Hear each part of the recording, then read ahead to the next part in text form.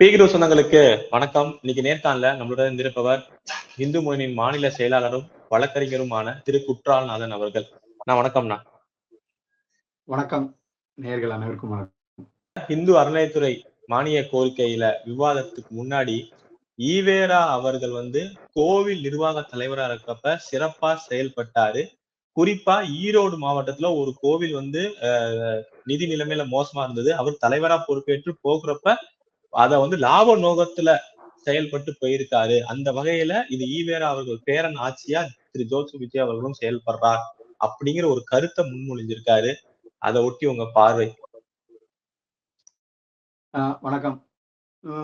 இந்த அறநிலையத்துறை சம்பந்தப்பட்ட மானிய கோரிக்கையில ஈவேராவை பத்தி அறநிலையத்துறை அமைச்சர் ரமேஷ் பேச வேண்டிய அவசியம் என்ன அப்படிங்கிறது தெரியல. அவர் அறநிலையத்துல நாங்க அந்த கோயில்களுக்கு இதை செய்ய போறோம், இப்படி செய்ய போறோம், திருப்பணி செய்ய போறோம், குளத்தை தூர்வார போறோம், நிறைய விஷயங்கள்லாம் அறிவிப்பு கொடுக்குறாரு. இது என்னன்னா, ஒரு இலையில நல்ல அரிசுவை உணவு வச்சுட்டு கடைசியில அதுல ஒரு குத்து மலை தள்ளி வச்சா எப்படி இருக்குமோ, அது போலதான் அறநிலையத்துறையினுடைய கோரிக்கையில ஈவேராவை பத்தி பேசுறது. ஈவேராவை பத்தி இங்க பேச வேண்டிய அவசியம் என்ன? ஈவேரா முழுக்க முழுக்க கடவுள் எதிர்ப்பாளர், கடவுள் மறுப்பாளர். ஆரம்ப காலத்துல அவரு கடவுள் நம்பிக்கையோட இருந்தாரு.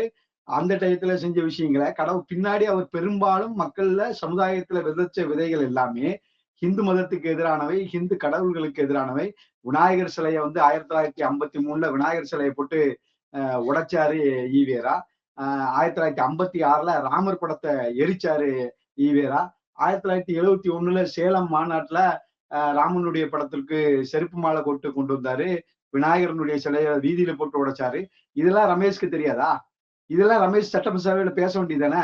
காலத்துல நடந்த விஷயத்துல கடைசி காலத்துல கடந்த அவருடைய இறுதி காலகட்டத்துல முழுக்க கிட்டத்தட்ட ஒரு 30-40 வருஷமா தீவிரமான ஹிந்து எதிர்ப்பாளர், ஹிந்து மதத்தினுடைய எதிர்ப்பாளர், ஹிந்து தெய்வங்களை எதிர்த்து பேசியிருக்காரு. அசிங்கமா பேசியிருக்காங்க, கொச்சையா பேசியிருக்காங்க, நம்முடைய புராணங்களை எல்லாம் இழிவுபடுத்தி பேசியிருக்காங்க, நம்ம தெய்வங்களே இல்லைன்னு பேசுறாங்க. அவங்களை கொண்டு இந்து சமய அறநிலையத்துறையில பேச வேண்டிய அவசியம் எவனா ஒரு அறிவுள்ளவன் அப்படி பேசுவானா அப்படிங்கறதுதான் ஒரு கேள்வி. ஈவேராவை பத்தி இந்து சமய அறநிலையத்துறையினுடைய கோரிக்கையில பேச வேண்டிய அவசியம் என்ன? விஜயே என்ன சொல்றாரு, தாவேகா ஜோசப் விஜய் அவரு நாங்க ஈவேராவினுடைய கொள்கையில எல்லா கொள்கையும் ஏத்துக்கிட மாட்டோம், கடவுள் மறுப்பு கொள்கையை நாங்க ஏத்துக்கிட மாட்டோம் தான் நீங்க முதல்ல சொன்னீங்க. அப்போ இந்து சமய அறநிலையத்துறை கோரிக்கையில மானிய கோரிக்கையில ஈவேராவை பத்தி பேச வேண்டிய அவசியம் என்ன? நம்ம ஊர்ல ஒரு பழமொழி சொல்லுவான், நல்லது பேசும்போது நாராயணனை பத்தி பேசாடா அப்படிமா. அதே மாதிரி திருக்கோயில்களை பத்தி பேசும்போது முழுக்க முழுக்க இந்து மதத்துக்கு எதிரானவர்களை பற்றி பேசியது ரொம்ப வேதனையான விஷயம். இவங்க என்ன சொல்ல வராங்க? ரமேஷ் என்ன சொல்ல வர்றாரு? தன்னை இந்த அரசாங்கம் ஒரு நாத்திக அரசாங்கம்னு காட்டிக்கிட்டுதா? ஈவேரா வழியில நாத்திக அரசாங்கம்னு காட்டுறதுக்காக சொல்ல வர்றாரா? இல்ல நாங்க அந்த காலத்துல ஆரம்ப காலத்துல ஈவேரா ஆத்திகரா இருந்தாரு அப்படி காட்ட வர்றதா? என்ன அடிப்படையில இவங்க சொல்ல வர்றாங்க? அந்த ஜோசப் விஜய் ஒரு படத்துல சொல்றாரு, ஒண்ணு ரோட்டு அந்த பக்கம் நில்லு, இல்ல ரோட்டுக்கு இந்த பக்கம் நில்லு, நடுவுல நின்னுன்னா லாரி ஏற்றி அடிச்சுட்டு போயிருங்கிற மாதிரி ஜோசப் விஜயினுடைய அரசாங்கம் இந்த ரமேஷ் போன்ற ஞான சூனியங்களால மிகப்பெரிய ஒரு அவப்பெயருக்கு தான் ஆளாக போகுது. அடுத்து இந்த அறநிலையத்தோட கோரிக்கை அந்த இது எப்படி பாக்குறீங்க?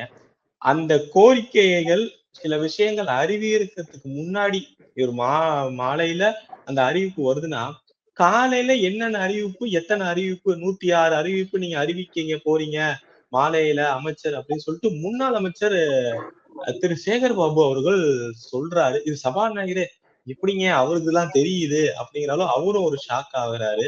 ஃபர்ஸ்ட் இந்த கோரிக்கைக்கு முன்னாடி எப்படி முன்னாள் அமைச்சர் அவர்களுக்கு இது தெரியுது? இதுல இந்த அறநிலையத்துறை மானிய கோரிக்கை அப்படிங்கிறதே ரொம்ப ஒரு கேவலமான விஷயம். அது என்ன மாநிலம் அப்படிங்கிறது? மானியம் என்ன மானியம்? மானியம்ங்கிறது என்னன்னா ஏதோ இலவசமா கொடுக்கறது, அதான மானியம். விலை இல்லாம கொடுக்கறதுக்கு, இலவசமா கொடுக்கறதுக்கு பேர் தான் மானியம். நீங்க என்ன மானியம் கொடுக்குறீங்க? இந்து சமய அறநிலையத்துறை கோரிக்கை மானியம் என்ன கொடுக்க? அரசாங்கத்துல இருந்து கொடுக்கீங்களா? இது முழுக்க முழுக்க கோயில்கள்ல இருந்து வரக்கூடிய நிதி, கோயில்கள்ல இருந்து வரக்கூடிய உண்டியல் பணம், குத்தகை பணம். இப்போ ஒரு உதாரணத்துக்கு சொல்லணும் அப்படின்னாக்கா, திருச்செந்தூர் கோயிலினுடைய ஒரு வருடத்துக்கான 3 மாசத்துக்கான உண்டியல் பணம் 4 கோடி ரூபாய் சொல்றாங்க. ஸ்ரீரங்கத்தினுடைய உண்டியல் பணம் கிட்டத்தட்ட 1 கோடி ரூபாய். இப்படி கோடிக்கணக்கான ரூபாய் பணங்கள் கோயில்ல வரக்கூடிய பணங்கள். நீங்க ஏதோ அறநிலையத்துறை அமைச்சர் ரமேஷோ அல்லது தமிழக முதலமைச்சர் ஜோசப் விஜயோ அவங்க கை காசுல இருந்து அவங்க உழைச்ச காசுல இருந்து எல்லாம் கொடுக்கல. மானியம் கொடுக்குற வார்த்தையே தப்பு. இவங்க என்ன மானியம் கொடுக்கறது? இப்போ உங்க பையில ஒரு 500 ரூபாய் இருக்கு. அந்த 500 ரூபாய் உங்க பையில உள்ள 500 ரூபாயை நான் எடுத்துக்கிட்டு இந்தாங்க சார், இது வந்து நீங்க ஒரு 100 ரூபாய் நீங்க காலை மதிய சாப்பாட்டுக்கு வச்சுக்கோங்க அப்படின்னு கொடுக்குறேன். அடுத்தாப்புல ஒரு 50 ரூபாய் கொடுத்து இந்தாங்க சார், இதை வந்து டீ குடிக்க வச்சுக்கோங்க அப்படிங்கிறேன். அடுத்தாப்புல ஒரு 100 ரூபாய் கொடுத்து ஒரு நல்ல சட்ட துணி எடுத்து போட்டுக்கோங்க அப்படிங்கிறேன். அடுத்தாப்புல ஒரு 50 ரூபாய் கொடுத்து ஒரு நல்ல படம் போய் பாருங்க, சுறா படம் மாத்திரம் பாத்துறாங்க, வேற எந்த படம்னாலும் பாருங்க அப்படின்னு சொல்லி ஒரு ஒரு 100 ரூபாய் கொடுக்குறேன்னு வைங்களேன்.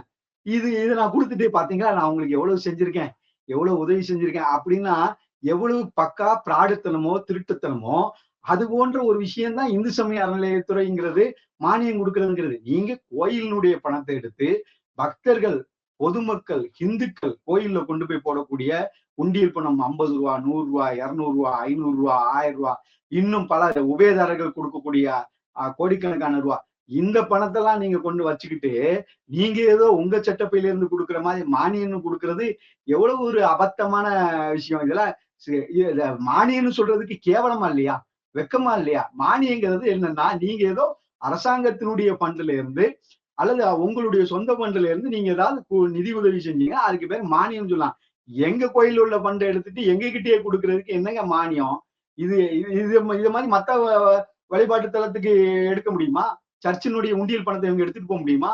பள்ளிவாசல்ல போய் அங்க இருக்கக்கூடிய பணத்தை எடுத்துட்டு போக முடியுமா? ஏன் பணத்தை எடுத்துட்டு எனக்கே கொடுத்துட்டு மானியம்னா என்ன அரசு?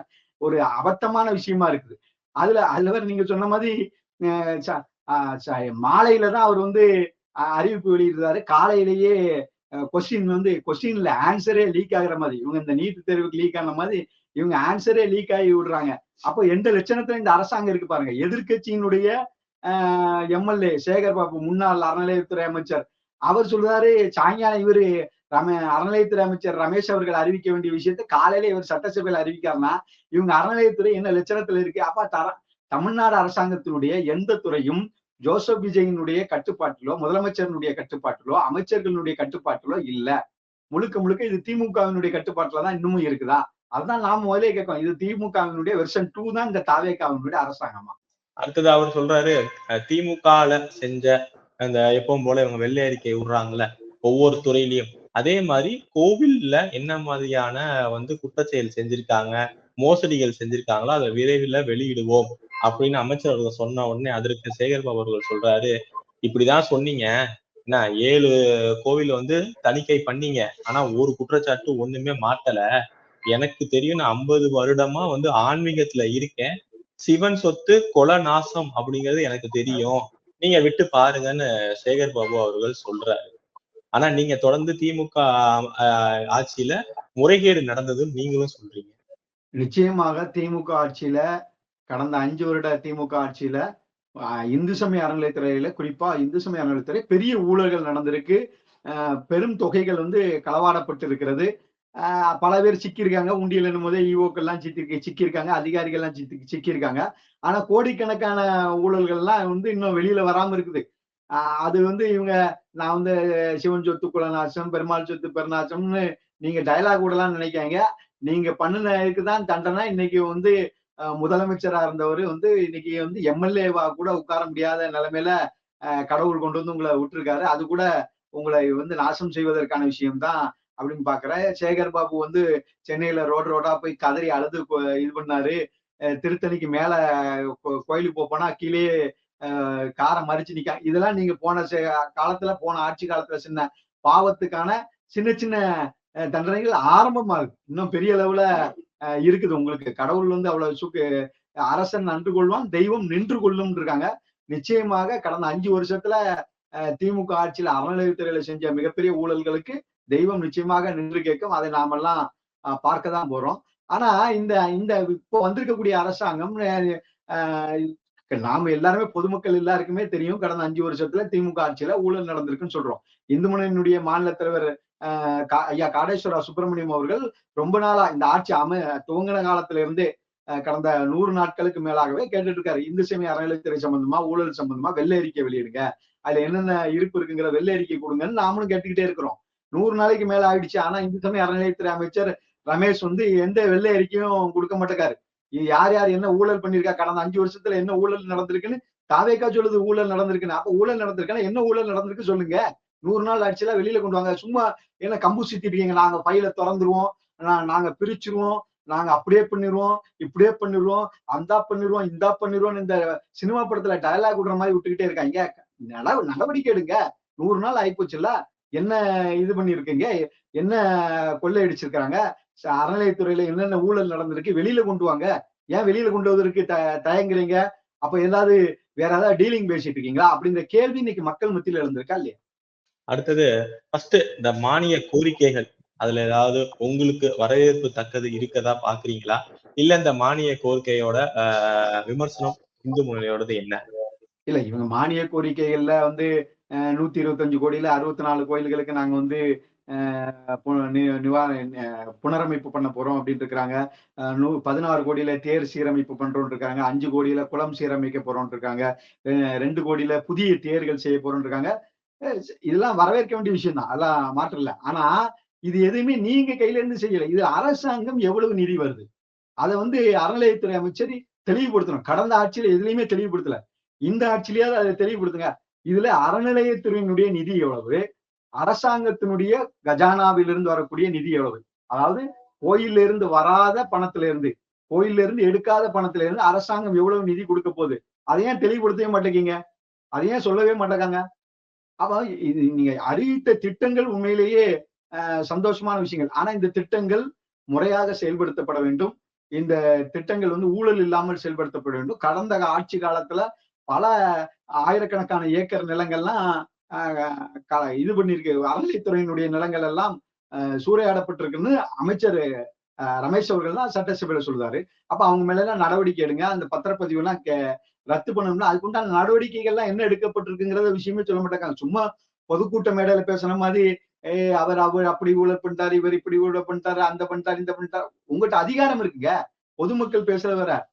அமைச்சர்கள்ட்டையும் முதலமைச்சர்கிட்டையும் அதிகாரம் இருக்குது. அரசு இயந்திரம் முழுக்க உங்க கையில இருக்குது. 100 நாள் ஆச்சு. இன்னமும் அவங்க செஞ்ச ஊழலை கண்டுபிடிக்க முடியலைன்னா எப்ப கண்டுபிடிக்க போறீங்க? இன்னும் 10 வருஷம் கழிச்சு கண்டுபிடிப்பீங்களா? அது வரைக்கும் ஆட்சியில இருப்போம்னு நினைச்சிட்டு இருக்கீங்களா? இன்னொன்னு நம்ம சட்டசபையில திமுகவோட எம்எல்ஏ அம்பேத்குமார் அவர்கள் வந்து ஒரு கோரிக்கையை வச்சிருக்காரு. என்னன்னா, ஆளுகிற அரசாங்கம் இந்த கோவை குண்டுவெடிப்பு சம்பவத்தால் கைது செஞ்சவங்களை வந்து விடுதலை செய்யணும் அப்படின்னு சொல்லிட்டு அவர் கோரிக்கை வச்சிருக்காரு. இதை தாண்டி வன்னியரசு அமைச்சரா இருக்கிறவர் அவங்களோட கோரிக்கையும் நீண்ட நாட்கள் விடுதலை செய்யணும் அப்படின்னு அவர் அது முக்கிய குற்றவாளியா இருந்த திரு பாஷா அவர்களோட இறுதி உருவத்துல கலந்துகிட்டு பேசினதே சர்ச்சையானுச்சு. ஒரு செய்தி நம்ம பார்த்திருப்போம், நினைவு இருந்தா 1 மாதம் முன்னாடி அதை ஆளுகிற அரசாங்கம் இந்த மாதிரி குற்றவாளிகளை விடுவிப்பதற்கான ஏதாவது வழிவகை இருக்கா, யோசனையில இருக்கிறதா அப்படின்னு ஒரு செய்தியும் பார்த்தோம். இந்த கோரிக்கை தமிழக அரசு நிஜமாலே அந்த பயங்கரவாதிகளை வெளியே விடுவாங்களா? இல்ல இந்த அரசாங்கம் ஆரம்பிச்ச நாள்ல இருந்தே இஸ்லாமிய சிறைவாசிகளை விடுவிக்கணும்னு சொல்லி அவங்க தாவேகா கட்சியினுடைய எம்எல்ஏவே சொல்றாரு. மந்திரியை போய் புதுசா தாவேகாவினுடைய மந்திரி இஸ்லாமிய மந்திரியை போய் இஸ்லாமிய அமைப்புகள் எல்லாம் போய் கோரிக்கை விடுக்கிறாங்க. அமைச்சர் வந்து வன்னியரசு போன்றவர்கள் எல்லாம் கூட இஸ்லாமிய சிறைவாசிகளை விடுவிக்கணும் அப்படிங்கிறாங்க. இப்ப நேத்து நீங்க சொன்ன மாதிரி திமுகவினுடைய எம்எல்ஏ அம்பேத்குமார் அவர் சொல்றாரு, கோவை சிறைவாசிகள் வந்து குண்டுவெடிப்பு சிறைவாசிகளை விடுவிக்கணுங்க. ஏங்க இதெல்லாம் கேட்க உங்களுக்கு வெக்கமா இல்லையா? உங்களுக்கு மனசாட்சியே இல்லையா? கோயம்புத்தூர்ல போய் நீங்க வந்து தாவேகாவும் திமுகவும் அரசியல் பண்ணணும்னு நினைக்கிறீங்களா இல்லையா? இல்ல தமிழ்நாட்டுல அரசியல் பண்ணணும்னு நினைக்குதா இல்லையா? தமிழ்நாட்டு மக்களை, தமிழ் இன மக்களை, கோவை மக்களை கொத்து கொத்தாக கொல்வதற்கு, குண்டு வைத்து கொலை செய்வதற்கு காரணமாக இருந்த குற்றவாளிகள், சட்டத்தால் தண்டிக்கப்பட்ட உச்சநீதிமன்றம் வரைக்கும் வழக்கு போய் உச்சநீதிமன்றமே தீர்ப்பை உறுதி செய்யப்பட்ட குற்றவாளிகள், அப்படிப்பட்ட கொடூர குற்றவாளிகள் எத்தனை பேர் கை கால் இழந்தான், எத்தனை பேர் உயிரை விட்டான், எத்தனை பேர் ரத்தம் சிந்திருக்கான், எத்தனை பேர் உடமை இழந்திருக்கான். கோயம்புத்தூர்ல குண்டு வெடிப்பால பாதிக்கப்பட்டவர்கள் எத்தனை பேர் தெரியுமா? இவங்களுக்கு எல்லாம் மனசாட்சியே இல்லையா? மக்களை பத்தின கவலையே இல்லையா? எவன் செத்தாலும் பரவாயில்ல, எனக்கு முஸ்லீம் ஓட்டு வேணுங்கிறதுக்காக பேசுற வெக்கங்கெட்டத்தனத்தை எப்போது விடுகிறார்களோ, எப்ப இந்த சிறுபான்மை தாஜ அரசியலை விடுகிறார்களோ அப்பதான் உருப்பிடுவீங்க. நீங்க குற்றவாளியில என்னங்க மதம் பாக்குறது? இஸ்லாமிய சிறைவாசி, இந்து சிறைவாசி, கிறிஸ்தவ சிறைவாசி. சிறைவாசினா தப்பு பண்ணவன் இந்த தண்டனை உள்ள போறான். அவனுக்கு போய் நீ என்னத்த அவனை இஸ்லாமிய சிறைவாசி விடுறன்னா, அப்ப இந்து சிறைவாசி எல்லாம் விட்டுறலாமா? அப்ப இன்னொருத்தங்க இப்ப கிறிஸ்தவ சிறைவாசிகள் எல்லாம் விடுங்க. அப்ப ஜெயில எல்லாம் இழுத்து மூடிருங்க. ஜெயில எல்லாம் இழுத்து மூடி சினிமா தியேட்டர் ஆரம்பிச்சு விஜய் படத்தை ஓட விடுங்க. எதுக்கு ஜெயிலு? என்னங்க இது அபத்தமா இருக்கு. கோயம்புத்தூர்ல இருக்கக்கூடிய மக்கள் கொதித்து போயிருக்கிறாங்க திமுக எம்எல்ஏ பேசின பேச்சுக்கு. ஏற்கனவே அந்த குண்டு வெடிப்பு சம்பவத்துல பல அரசியல் கட்சி தலைவர்கள் எல்லாம் போய் கோவை அந்த கோவை குண்டு வெடிப்பினுடைய மூளையாக செயல்பட்ட பாஷாவினுடைய ஊர்வலத்துல போய் கலந்துக்கிடுறாங்க. இன்னைக்கு சட்டசபையிலே எவ்வளவு தைரியமா பேசுறாங்க, கோவை குண்டு வெடிப்பு குற்றவாளிகளை விடுதலை பண்ணும். அப்ப நாட்டில் உள்ள அத்தனை பயங்கரவாதிகளையும் விடுதலை பண்ணிடலாமா? அப்ப எதுக்கு போலீஸ்? அப்ப எதுக்கு என்ஐஏ? எதுக்கு சிறப்பு புலனாய்வு பிரிவு? கேவலமா இல்ல இப்படி பேசுறதுக்கு. மக்களை பத்தின அக்கறை இல்லாதவர்கள், தமிழ் மக்களின் உயிர் மீது அக்கறை இல்லாத திமுக சிறுபான்மை அரசியலுக்காக இவ்வளவு கேவலமாக பேசுவது மிகுந்த கண்டனத்துக்குரியது. இன்னொரு விஷயம் நம்ம பார்த்தோம், திருச்செந்தூர்ல ஒரு பிள்ளையார் கோவில் வந்து ஒரு இடிப்பு நடந்ததுக்கு அங்க ஒரு பெரிய பிரச்சனை வந்திருக்கு. என்ன நடந்தது? ஏன் அந்த கோவில் வந்து இடிக்கப்பட்டது? என்ன இதோட பின்னணி? தூத்துக்குடி மாவட்டம் திருச்செந்தூர் பக்கத்துல இருக்கக்கூடிய குறும்பூர், அந்த குறும்பூர் ரயில் நிலையம் பக்கத்துல ஒரு விநாயகர் கோவில் இருக்கு. அந்த விநாயகர் கோவில் ரயில்வேயினுடைய இடத்துல இருக்கு. அந்த சுற்று வட்டாரத்துல பல ஏக்கர் கணக்குல ரயில்வே துறைக்கு சொந்தமான நிலங்கள் இருக்கு. அதுல ஒரு குறிப்பிட்ட பகுதியை ரயில்வே துறைக்கு சொந்தமான இடத்த அங்க பக்கத்துல பெரிய சர்ச்சு கட்டி வச்சிருக்கக்கூடிய மோகன் சி லாசரஸ் இயேசு விடுவிக்கிறார் அப்படிங்கிற ஒரு பெரிய சர்ச்சு கட்டி வச்சிருக்காரு. அந்த சர்ச்சுக்கு வரக்கூடியவங்களுக்கான வாகனங்களை நிறுத்துவதற்காக பார்க்கிங் பிளேஸ்க்காக ரயில்வே துறையில ஏலம் எடுத்து பல ஏக்கர் இடத்த வச்சிருக்கிறார். இப்ப அதுக்கு எதிரில தான் இந்த பிள்ளையார் கோயில் இருக்குது. இதுவும் ரயில்வே இடத்துலதான் இருக்குது. இது ரயில்வே எந்த போக்குவரத்துக்கு யாருக்கு எந்த இடைஞ்சல் கிடையாது. ரயில்வே தண்டவாளத்துக்கு இடைஞ்சல் கிடையாது. ரோடுக்கு பஸ் போக்குவரத்துக்கு எதுக்குமே இடைஞ்சல் கிடையாது. அது பாடு ஒரு ஓரமா மக்கள் கிட்டத்தட்ட இது எப்ப இந்த கோயில் கட்டினாங்கன்னு சொல்றாங்கன்னா, பிரிட்டிஷ் பீரியட்ல இந்த குறும்பூரினுடைய ரயில் வேலைகள் ஆரம்பிக்கப்பட்ட காலத்துல அப்போ வேலைக்கு செய்ய வந்தவங்க அங்க வந்து விநாயகர் கோவில் கட்டி கும்பிட்டு இருக்காங்க. கிட்டத்தட்ட 100 வருடத்துக்கும் மேலாக பழமை வாய்ந்த கோயில் அந்த விநாயகர் கோவில்.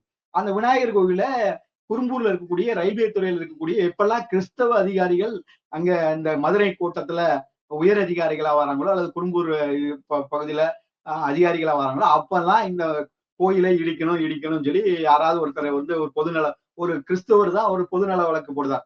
இந்த கோயிலை இடிக்கணும், அவருக்கு என்ன இதுல கஷ்டம்னு தெரியல. அப்போ அந்த கோயிலை இடிக்கணும்னு சொல்லி உத்தரவு போடுறாங்க. அதுக்கப்புறம் அது உயர்நீதிமன்றத்துக்கு போது உயர்நீதிமன்றத்துல இது பண்றாங்க. 2009 தீர்ப்பாகுது.